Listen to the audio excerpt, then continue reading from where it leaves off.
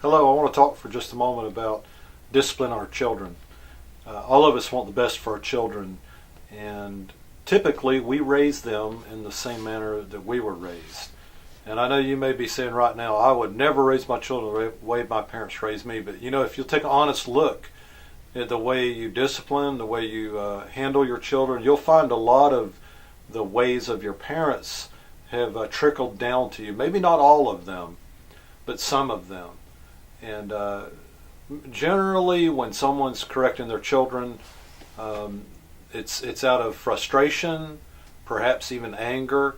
And most of the time, at least from what I've seen, and in my life, most of the time parents will get angry with the child because of something they're doing or something they're saying, and they'll immediately begin to, for lack of a better term, they will attack, or they will speak against against their child and what their child's doing. They'll grow angry with them and tell them they need to stop what they're doing.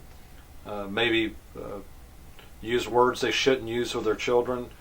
And what ends up happening is the children then they become either more rebellious or they close off, and then they just hide their problems or they hide their sins.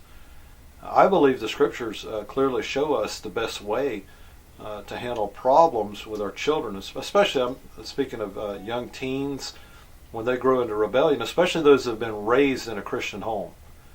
And we can look at how Paul handled his spiritual children to see what is most effective in the way that we can handle our children. And in 1 Corinthians, that's the first letter Paul wrote to the church at Corinth. He addressed some big issues that was going on in the church, and one of them was sexual immorality. Now, he didn't write them this scathing letter and call them dirty and sinners. No, he called them children of God, but he did confront their behavior. But listen to what he said. We can find this in chapter 6. He says, "Don't you realize that your bodies are parts of Christ? Should a man take a body which is a part of Christ and join it to a prostitute?" He's saying that, you're believers. And a believer has no business with a prostitute. He didn't say, "Oh, you're a dirty old sinner, and because you're sleeping with a prostitute, Christ has disowned you." That's not what he says at all. In fact, he says you shouldn't be sleeping around with prostitutes or messing around with prostitutes because you belong to Christ. And then he says in verse 19 again, or verse 18, he tells them, he says, "Run from sexual sin. And no other sin clearly affects the body as this one does." And then in verse 19 he says, "Don't you realize your body is the temple of the Holy Spirit?" He did not say, "Don't you realize your body has quit being the temple of the Holy Spirit because you've been doing the wrong things with it?"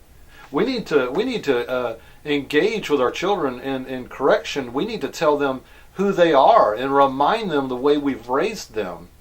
We can make it very clear to them that what they're doing is wrong, but we need to make sure they understand that they're acting outside of their nature, especially if we've raised them, like I said, if we've raised them in a Christian home and they've given their hearts to Jesus Christ. If they seem like they're backsliding, the best thing we can do for them is to remind them of who they are and to love them through the problems they're going through. We need to tell them, listen, this is not what you were born to do. This is not who you are. You're acting outside of your own born-again nature. And it's not pleasing to the Lord. They still belong to the Lord. He still loves them with all of his heart. They're still his children, but they're not acting like his children. This is the best way I've found for handling rebellious children or anyone that's rebellious, is point out, just like Paul did, point out the fact that they're united with Christ, and because of their relationship with Christ, they ought not to live a life that is dishonoring to him. Have a grace-filled day. We'll see you next time.